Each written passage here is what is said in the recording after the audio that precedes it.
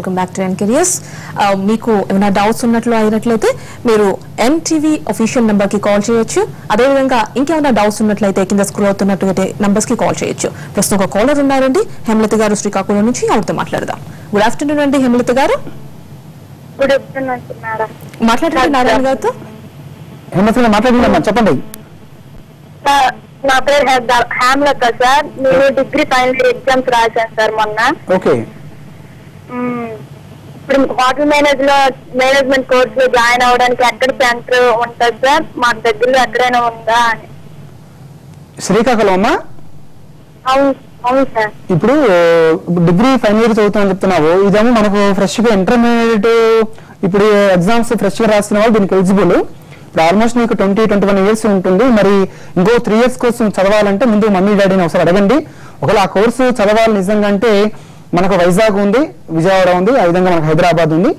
అందువల్ల మన phone numbers screen మీద ఉన్నాయి కాబట్టి మీరు అన్ని డీటెయిల్స్ అడగవచ్చు. ముందు మమ్మీ డాడీ అడగండి, ఎందుకంటే మీరు డిగ్రీ థర్డ్ ఇయర్ చదువుతున్నారు కాబట్టి దాని ఏజ్ ఫ్యాక్టర్ కూడా మళ్ళీ ఇంకో 3 ఇయర్స్ చదవాలి కాబట్టి మీరు అన్ని నిర్ణయించుకున్న తర్వాత కోర్సు మనకు దగ్గరలో ఎక్కడైనా చదువుకోవచ్చు.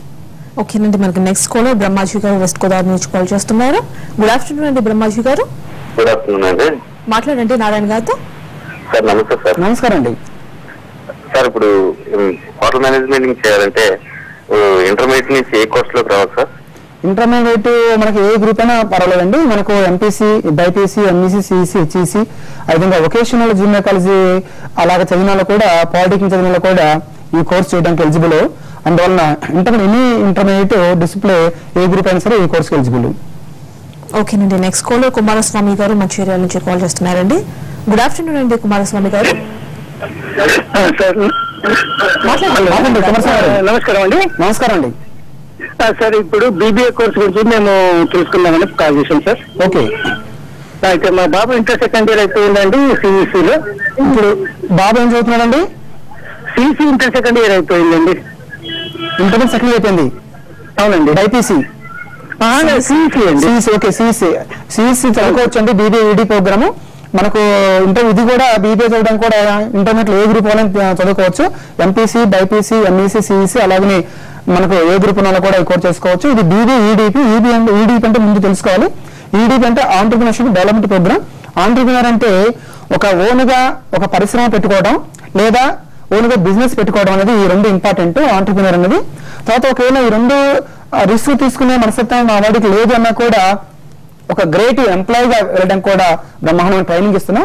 ప్రాక్టికల్ ఎక్స్పోజర్ గా అంటే క్లాస్ రూమ్ లోనే కూర్చోబెట్టి చదువు చెప్పకుండా ఈ రోజు మనం బ్రహ్మాండంగా లాస్ట్ ఇయర్ వచ్చేసరికి తెలంగాణ, ఆంధ్రప్రదేశ్ లో ఉన్న 23 డిస్ట్రిక్ట్స్ ని తిప్పగలిగినాం, చూపించగలిగినాం.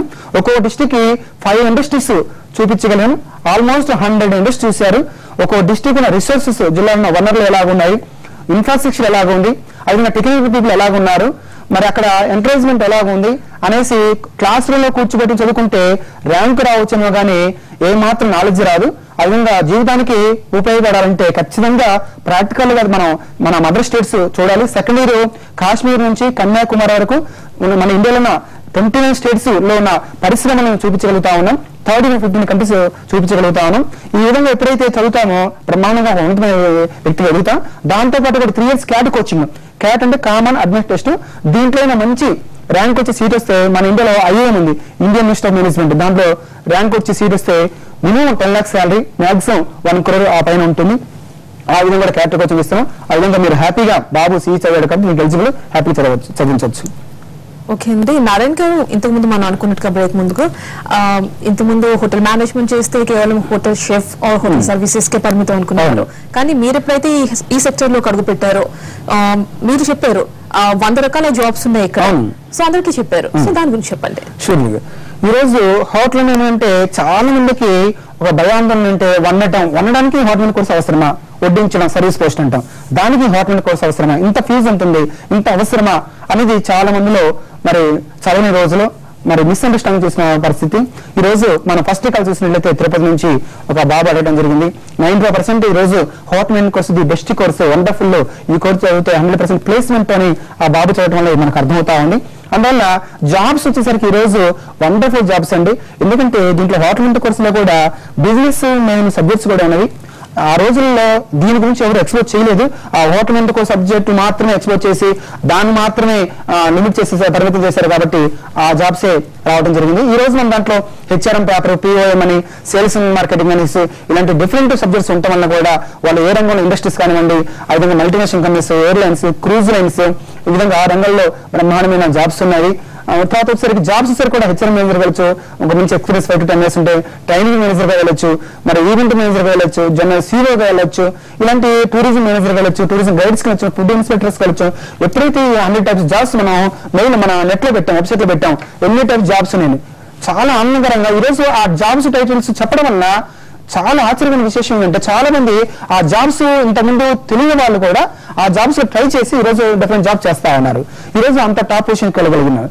అందువల్ల అలాంటి జాబ్స్ ఉన్నాయి. బ్రహ్మాండంగా వాటి మీద వచ్చేసుకుని మనకి ఇష్టమైన జాబ్, ఇష్టమైన రెమ్యునరేషన్, మంచి హార్డ్ వర్క్ చేసి మంచి నాలెడ్జ్ క్వాలిటీ ఉంటే అది వెళ్ళొచ్చు. నారాయణ గారు, అయితే హోటల్ మేనేజ్మెంట్ చేస్తే హోటల్స్ లో మాత్రమే జాబ్స్ కి పరిమితం అనుకునేవారు. కానీ మీరు చెప్పే దాన్ని 7 sectors లో ఇంకా మనం జాబ్స్ ని పొందొచ్చు హోటల్ మేనేజ్మెంట్ కోర్స్ చేస్తారు. దాని గురించి డిస్కస్ చేద్దాం. ఒక చిన్న బ్రేక్ తీసుకుందాం.